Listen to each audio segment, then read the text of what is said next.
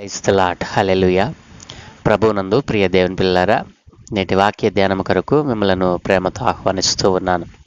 నేటి వాక్య ధ్యానముగా పేతురు రాసిన మొదటి పత్రిక 5వ అధ్యాయము 6వ వచనాన్ని ధ్యానం చేసుకుందాం. దేవుడు తగిన సమయమందు మిమ్మల్ని హెచ్చించినట్లు ఆయన బలిష్టమైన చేతి క్రింద దీన మనస్కులయ్యుండి. ఆమెన్. ప్రభువునందు ప్రియ దేవుని పిల్లారా, చదువుకునబడిన లేఖన నిమిత్తమే ప్రార్థన చేద్దాం. మమ్మల్ని మిక్కిలిగా ప్రేమించుచున్న గొప్ప తండ్రి, మీ ఘనమైన ఉన్నతమైన శ్రేష్టమైన నామానికి వేలాది కోట్లాది స్తోత్రాలనైనా ఏ మంచి లేని మా జీవితంలో మరొక నూతన ఉదయాన్ని అనుగ్రహించారు. దేవా, ఈ ఉదయమున మీరు మాకు ఇచ్చిన ఈ లేఖన భాగాన్ని మా కొరకు దీవించండి.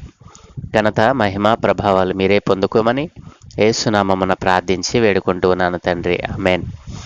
ప్రభువునందు ప్రియ దేవుని పిల్లలారా, దేవుడు తగిన సమయమందు మిమ్మల్ని హెచ్చించినట్లు ఆయన బలిష్టమైన చేతి క్రింద దీన మనస్కులై ఉండడి. ప్రియ దేవుని పిల్లలారా, చదువుకున్న లేఖనాన్ని మనం ధ్యానం చేసినట్లయితే చాలామంది భక్తులు మనం చూస్తూ ఉన్నాం. ఈ రోజున వారు పూర్వపు స్థితిలో చాలా చిన్నవారే, కానీ ఈ రోజున హెచ్చులోనికి వెళ్ళారు. పూర్వమందు వారు తినటానికి తిండి లేని వారే, కానీ ఈ రోజున వారు అనేక మందికి ఆహారాన్ని పెట్టగలిగినటువంటి అభివృద్ధిలోనికి వాళ్ళు వెళ్ళారు. ఇలాంటి మనుషులను ఈ రోజున మనం చూస్తూ ఉన్నాం. మన కంటి ముందు తిరిగి మనకు తెలిసినటువంటి వ్యక్తే ఒకప్పుడు చాలా దీనస్థితి, ఇప్పుడు హెచ్చు స్థితిలోనికి వెళ్ళటం. ప్రియదేవుని పిల్లలారా, ఇవన్నీ కూడా మానవ జీవితంలో దేవుడు పెట్టినటువంటి ఒక క్రమం.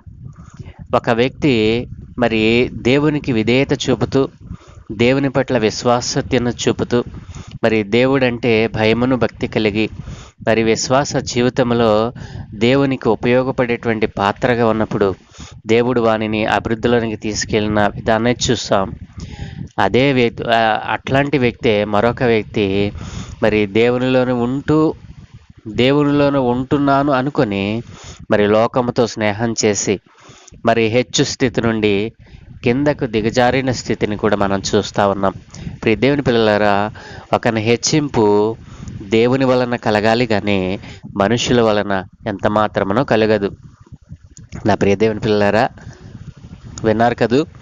ఒకని హెచ్చింపు దేవుడివ్వాలి, కానీ మనుషుల ద్వారా వచ్చేటువంటి హెచ్చు అది కొంతకాలమే, కానీ దేవుడు హెచ్చిస్తే అది నిత్య జీవము, శాశ్వత కాలము ఆ హెచ్చింపు అనేటువంటిది ఉంటుంది. ప్రియదేవుని పిల్లలారా, ఈ రోజున నీవు హెచ్చింపులోనికి వెళ్ళటానికి అనేక విధాలుగా ప్రయత్నం చేస్తూ ఉన్నావు. ఆ ప్రయత్నంలో నీ తోటి వారిని, నీ పొరుగు వారిని, నీ తోటి సహోదరుని, నీ తోటి స్నేహితుని నీవు త్రొక్కివేయటానికి చూస్తూ ఉన్నావు. ఒక వ్యక్తి పైకి ఎదగాలి అని అంటే మరొక వ్యక్తిని త్రొక్కివేసే విధంగా ఈ రోజున ఆలోచన చేస్తూ ఉన్నాడు. ఎవరైతే యథార్థత కలిగి ఉంటారో, యథార్థమైనటువంటి హృదయము కలిగి ఉంటారో, ఇతరులను మోసం చేయకూడదు అనేటువంటి తలంపుతో ఉంటారో, వారు హెచ్చులోనికి వెళ్ళటానికి అవకాశం ఉంటుంది. ప్రియదేవుని పిల్లలారా, ఈ రోజున ఒక వ్యక్తి తాను అభివృద్ధి చెందటానికి మరొక వ్యక్తిని త్రొక్కివేసేటువంటి ఆలోచనతో ఈ రోజున ధన సమృద్ధి కోసం, ధనాన్ని సంపాదించడం కోసం, ధనాన్ని పోగు చేసుకోవడం కోసం ఈ రోజున స్నేహితుడని లేదు, పొరుగువాడని లేదు, ఎవ్వరని లేదు. తాను మాత్రము పైకి ఎదిగితే చాలు, మిగతా వారు ఏమైపోయినా నాకు పర్వాలేదు అనేటువంటి మనస్తత్వంతో ఈ రోజున మనిషి తన జీవితంలో దేవుడంటే భయం లేకుండా, దేవుడంటే భక్తి లేకుండా, దేవుడంటే వినయ విధేయతలు లేకుండా, అసలు దేవుడే లేడనుకుని అనేక రకాలుగా చెడి పడిపోతున్నటువంటి మానవులను కూడా మనం చూస్తూ ఉన్నాం. ప్రియ దేవుని పిల్లలారా, మానవులకైనా మనుషులకైనా ఏ మనిషికైనా హెచ్చింపు ఎప్పుడు వస్తుందో తెలుసా? ప్రియ దేవుని పిల్లలారా, మనం ఆలోచన చేసినట్లయితే యాకోబు పత్రిక 4:10 దేవుడు అంటున్నాడు కదా, భక్తుడు అంటా ఉన్నాడు, ప్రభు దృష్టికి మిమ్మల్ని మీరు తగ్గించుకొనండి, అప్పుడు ఆయన మిమ్మల్ని హెచ్చించును. ఎవరు హెచ్చింపులోనికి వస్తారో తెలుసా? ప్రియ దేవుని పిల్లలారా, మనం ఆలోచన చేసినట్లయితే ఏ మనుష్యుడైతే తన్ను తాను తగ్గించుకొని ఈ సమాజంలో తనకంటూ ఒక ప్రత్యేక స్థానాన్ని ఏర్పాటు చేసుకుంటాడో ఆ వ్యక్తిని దేవుడు హెచ్చిస్తాడు. ప్రభు దృష్టికి మనం ఏమై ఉండాలంటే, ప్రభు దృష్టికి మనలను మనము తగ్గించుకోవాలి. ప్రభు దృష్టికే కాదండి, మనుష్యుల పట్ల కూడా మనల్ని తగ్గించుకుంటే దేవుడు ఆయన హెచ్చింపులోనికి తీసుకువెళ్తాడు. దేవుని పిల్లారా, ఒక శ్రేష్టమైన విందు జరుగుతూ ఉందనుకోండి. ఆ శ్రేష్టమైన విందుకి మీరు పిలువబడ్డారనుకోండి.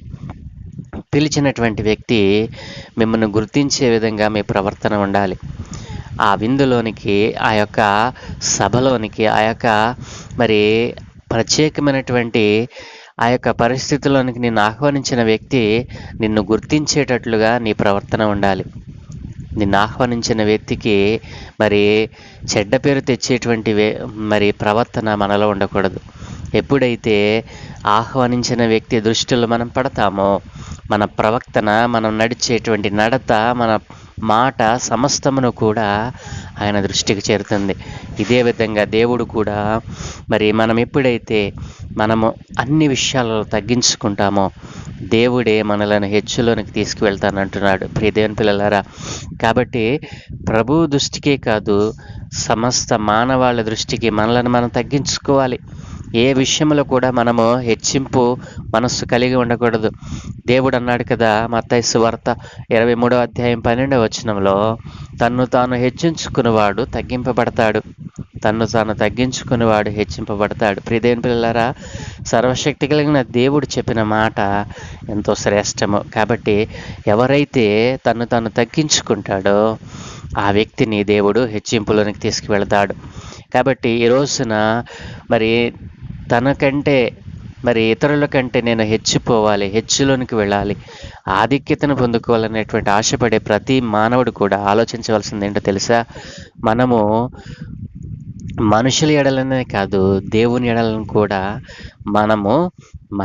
మనలను మనము తగ్గించుకోవాలి. దేవుని పిల్లలారు, ఇక్కడ యోబు భక్తుడు మనం చూసినట్లయితే ఆయన ఎంత తగ్గించుకున్నాడు. ఆయన అంటూ ఉన్నాడు కదా, నీవు పడదోయబడినప్పుడు మీదు చూచేదనందువు వినయము గలవానిని ఆయన రక్షిస్తాడు అని ఆయన అంటూ ఉన్నాడు. నీవు పడద్రోయబడినప్పుడు మీదు చూచెదవు, వినయము గలవానిని ఆయన రక్షిస్తాడు అని అంటూ ఉన్నాడు. కాబట్టి ఎవరిలో అయితే వినయ విధేయతలు కనిపిస్తాయో ఆ రోజున గొప్ప భయంకరమైనటువంటి ఉపద్రవం ఒక్క దినమందే సంభవించింది. యోబు భక్తుడు తన్ను తాను తగ్గించుకొని నాకు ధనం ఉంది కదా, ఆస్తి ఉందని కానీ పొంగిపోకుండా తన ఆస్తి, తన సంతానము సమస్తము ఒక్క దినమందే నాశనమైపోయినా దేవుని ఎడల యథార్థతను వదలకుండా ఆయన దేవునిని హెచ్చులో పెట్టుకున్నాడు. దేవునిని పైగా పెట్టుకుని తాను క్రింద ఉన్నాడు. ఎంతో భయంకరమైనటువంటి వ్యాధిగ్రస్తుడైనప్పటికీ కూడా దేవునికి చెందవలసినటువంటి ఆ యొక్క స్తుతులను, మహిమను ఆయన తగ్గించకుండా కాపాడుకున్నాడు. ఇది కదా భక్తి అంటే. కాబట్టి దేవుని పిల్లలారా, మనం హెచ్చులోనికి వెళ్ళాలని ఆశపడవచ్చు, అయితే అది దేవుడు మెచ్చేదిగా ఉండాలి.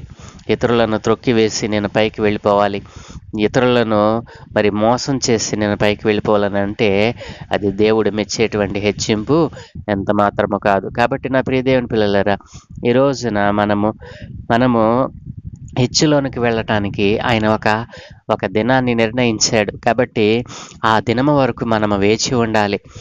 ప్రభువు యొక్క కృప కొరకు, ప్రభువు యొక్క కనికరమ కొరకు, ప్రభువు యొక్క చిత్తము కొరకు మనం వేచి ఉంటే దేవుడే మనల్ని హెచ్చింపులోనే తీసుకువెళ్తాడు. ఇంతలోనే నువ్వు తప్పిపోయి నేను ఇప్పటికిప్పుడే హెచ్చిపోవాలని అనుకుంటే నీవు తగ్గించబడతావు. కాబట్టి నా ప్రియ సహోదరి సహోదరుడా, ఏ విషయాలలో మిమ్మల్ని మీరు హెచ్చించుకుంటూ ఉన్నారు? దేవుడు మనలను తగిన సమయమందు మనల్ని హెచ్చిస్తానని వాగ్దానం చేస్తూ ఉన్నాడు. కాబట్టి అంతవరకు మనం ఏం చేయాలో తెలుసా? ఆయన బలిష్టమైన చేతి కింద మనము మరి దీన మనస్కులై కనిపెట్టాలి. ఎప్పుడైతే మనము ప్రభు సన్నిధిలో దీన మనస్సు కలిగి మనము మరి కనిపెడతామో దేవుడు తగిన సమయమందు మనలను హెచ్చిస్తాడు. కాబట్టి ఈ రోజున నీవు తక్కువ దానిగా ఉన్నావేమో, ఈ రోజున ప్రభు నీవు అడుగుతున్నటువంటి ప్రతి దానిని ఆయన ఆలకిస్తా ఉన్నాడు. తగిన సమయం కొరకు ఆయన ఎదురు చూస్తూ ఉన్నాడు. ఏ సమయమున ఏది ఎవరికి ఇవ్వాలో ఆయనకు తెలిసినటువంటి దేవుడు నేను ప్రకటిస్తున్న నజరేయుడైన యేసుక్రీస్తు ప్రభుల వారు. కాబట్టి నా ప్రియ దేవుని పిల్లలారా, తగిన సమయం కొరకు మరి ఆయన ఇచ్చేటువంటి బహుమానం పొందుకోవటం కోసం మనము ప్రయత్నిస్తూనే ఉండాలి, మరి అడుగుతూనే ఉండాలి, ప్రార్థిస్తూనే ఉండాలి. కాబట్టి ఏ రీతిగా ఎవరైతే ఆయన బలిష్టమైన చేతి కింద ఉంటూ భక్తిని కాపాడుకుంటూ మరి దేవుని పట్ల విధేయతలు కలిగి ఆయనకు చెందవలసిన మహిమను స్తుతులు చెల్లిస్తూ ఎవరైతే కనిపెడుతూ ఉంటారో తగిన సమయమందు వారిని దేవుడు హెచ్చిస్తాడు అని దేవుని లేఖనం సెలవిస్తూ ఉంది. ఇది తథ్యము. కాబట్టి ప్రియ దేవుని పిల్లలారా, మనము ఆయన చేతి కింద, బలిష్టమైన చేతి కింద మనము దేన మనస్సు కలిగిన వారమై కనిపెడుతూ ఆయన ఇచ్చేటువంటి హెచ్చింపులోనికి మనం వెళ్ళటానికి మనలను సిద్ధపరచుకుందాం. ఆ రీతిగా ప్రభువు మనలను దీవించునుగాక. దేవుడు తగిన సమయమందు మిమ్మల్ని హెచ్చించి మరి మిమ్మలను బలపరచునుగాక. ఆమెన్. ప్రార్థన. సకల ఆశీర్వాదముల కారణభూతుడైన తండ్రి, మా మంచి దేవా, నీ ఘనమైన శ్రేష్టమైన ఉన్నతమైన నామానికి వేలాది కోట్లాది స్తోత్రాలనైనా ఏ మంచి లేని మా జీవితంలో మరొక నూతన ఉదయాన్ని అనుగ్రహించారయ్యా. ఈరోజు మీరు మాతో మాట్లాడిన ఈ శ్రేష్టమైన దివ్యమైనటువంటి నీ వాగ్దానమును గురించి బట్టి మీకు వేలాది కోట్లాది స్తుతులు చెల్లిస్తున్నాము నాయన.